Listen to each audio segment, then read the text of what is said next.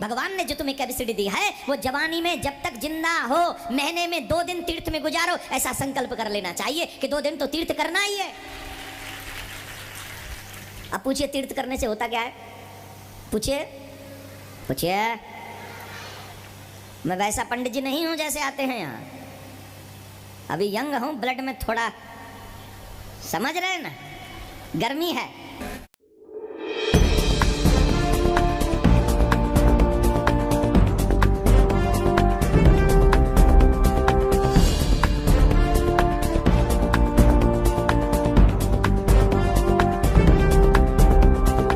झूठ बोल रहे हैं, गलत एग्जाम्पल कोड कर करके दुनिया को, बड़ी जनता को एक बार लतीफेदार बातें सुना करके अपने पीछे लगा रहे हैं। अध्यात्म मार्ग इनके पास सुन। तीर्थ वो स्थान है जहाँ किसी ने कोई साधना की, चल किसी ने थोड़ी बहुत साधना कर भी ली तो वो लेकर चला गया अपने पुण्य को। देखिएगा श्रीमद् देवी भागवत में बिल्कुल क्लियर कर दिया। अब देखिएगा श्रीमद् देवी भागवत गीता प्रेस गोरखपुर से प्रकाशित है। ये वही है, संपादक हनुमान प्रसाद पोदार, चिमनलाल गोस्वामी। अब बार बार यूं दिखाना पड़ा कि देखो ना, सोचे ये नकली छाप रहे हो अपनी, पेटा ना पर विश्वास ना हो बच्चे गए। गीता प्रेस गोरखपुर प्रकाशित है, गोविंद मुनि कार्यालय कोलकाता। 417 पृष्ठ पे क्या कह रहा है? राजन, यह निश्चित है कि तीर्थ देह संबंधी मैल को धोकर साफ कर देते हैं, किंतु मन के मैल धो देने के लिए उनमें शक्ति नहीं है। वाह भाई वाह। चित्त शुद्ध तीर्थ गंगा आदि तीर्थों से भी अधिक पवित्र माना जाता है। ये चित्त शुद्ध तीर्थ, ये सत्संग है परम संत का। यदि भाग्यवश चित्त शुद्धि तीर्थ सुलभ हो जाए तो मानसिक मल के धुल जाने में कोई संदेह नहीं। परंतु राजन, इस चित्त शुद्धि तीर्थ को प्राप्त करने के लिए ज्ञानी पुरुषों के सत्संग की विशेष आवश्यकता है। वेद शास्त्र व्रत तप यज्ञ और दान से चित्त शुद्धि तीर्थ का प्राप्त होना बहुत कठिन है। वशिष्ठ जी ब्रह्मा के पुत्र थे। उन्होंने वेद और विद्या का सम्यक प्रकार से अध्ययन किया था। गंगा के तट पर निवास करते थे, तथापि द्वेष के कारण विश्वामित्र के साथ उनका वैमनस्य हो गया, बैर हो गया, और दोनों ने परस्पर शाप दे दिया और उनमें भयंकर युद्ध होने लगा।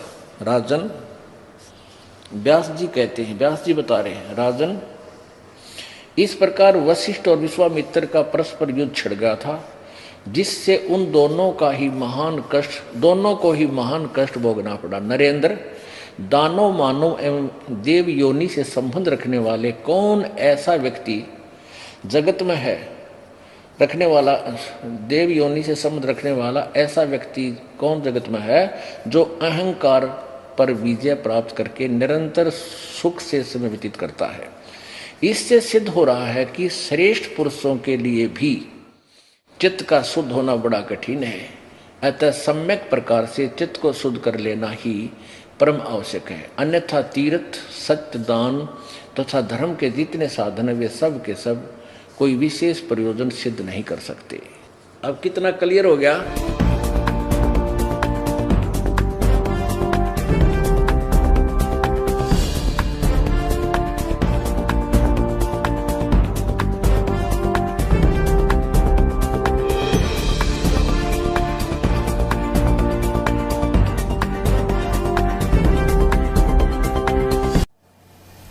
नहीं, मैं आपको सच बताऊंगा, इसमें झूठ नहीं बोलना, बटरिंग नहीं करनी, जो सच है। तीर्थ क्यों करना चाहिए? देखो, मानव जीवन मिले तो तीर्थ जरूर करना चाहिए। वृंदावन कौन कौन नहीं गया अभी तक? अरे अब तो पीएम साहब कल आ रहे वृंदावन में, तुम पीएम तो बिजी है गए। देखिए, ये बात तो एक ऐसी है, पर सच बताऊं, मानव जीवन प्राप्त करने के बाद तीर्थ अवश्य करना चाहिए।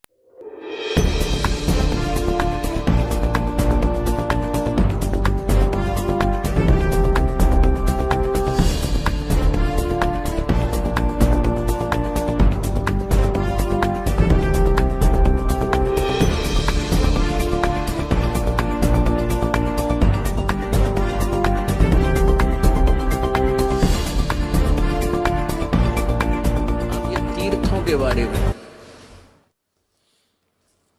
ये तीर्था बडड़े डोया करते, वह तीर्थ क्या थे, इसमें ऐसे ऐसे बेउद्य प्रकरण लिख रखे हैं, सुनाते हैं विश्रमा हमने। अब ये तीर्थ क्या चीज है, अब इन तीर्थों का ऐसा प्रकरण है कि कहीं पर किसी साधक ने बैठ के किसी इष्ट की या जैसी भी उसको साधना प्राप्त थी, उसने वहाँ यानी किसी तालाब का आश्रय लेकर, नदी या झील का, अपनी तपस्या साधना की, जैसा भी अनुष्ठान उसको पता था। अब उसने जो भी डले ढोए थे, यानी जहाँ तक की भी साधना की थी, किसी स्वर्ग की या महास्वर्ग की, वो तो करके साधना चला गया वहाँ से, जहाँ जिस लोक में जिस इष्ट के पास उसने जाना था। अब बाद में वहाँ क्या रह गया, कुछ नहीं रहा, एक यादगार रहेगी। और अब क्या बताते हैं कि उस तीर्थ पे ऐसे ऐसे उस ऋषि ने तपस्या की थी, वहाँ राजा जनक ने यज्ञ करे थे, इसलिए वो जनक तीर्थ बन गया। अरे भले आदमी हो। अब जैसे हम यहाँ सत्संग कर रहे थे, पहले ये दास जगह जगह सत्संग करने जाते थे, नगर नगर में खुले समागम करते थे 5-5 दिन के। और उस शहर में हमने सत्संग किया, जो सत्संग सुनने आए वहाँ उनके लिए भोजन भंडारा फ्री होता है। वहाँ सत्संग करके हम आगे चले गए तो वहाँ के छोड़ आए वो भट्ठी, ईंटा के बनाए हुए चूल्हे। और कोई व्यक्ति कहे बाद में कि यहाँ रामपाल महाराज का सत्संग हुआ था, देख यहाँ हलवा बना था, यहाँ पूरी बनाई थी, यहाँ बूंदी बनावे थे, और यहाँ भंडारा कराया था, हलवा भी बना रहे थे देसी घी का। अब वहाँ ना तो हलवा ना पूरी और ना संत रामपाल का सत्संग, वो तो एक स्थान है, वो भट्ठी, वो चूल्हे माटी के ईंटों के, वो खाली खोखा है। अब वहाँ चक्कर काटने से क्या सत्संग वाला लाभ या वो हलवा पूरी मिल सके है? नहीं मिल सकती। अब तो वो ने ढूंढना चाहिए रामपाल महाराज का सत्संग हो की तरह है, तो वहाँ ज्ञान भी मिल रहा है और बढ़िया खान पान भी मिल रहा है।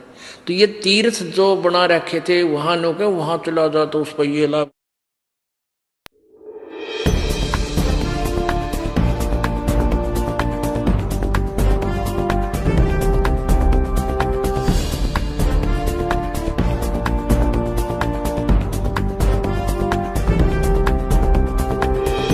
जब आप पाप करते हो, चाहे अनचाहे, बहुत पाप हमसे होते हैं मेरे भाई बहन, बहुत, आप गिन नहीं सकते इतने पाप होते हैं, चाहे और अनचाहे में।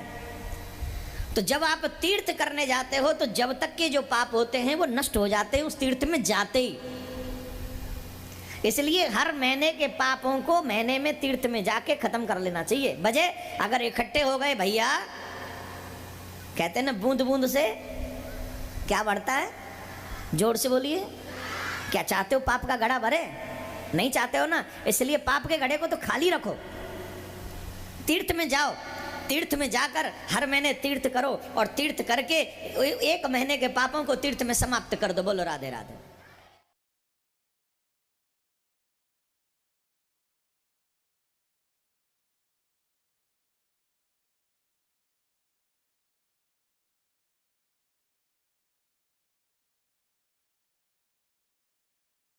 अब ये तीर्थों के बारे में, ये तीर्था बडड़े डोया करते, वह तीर्थ क्या थे।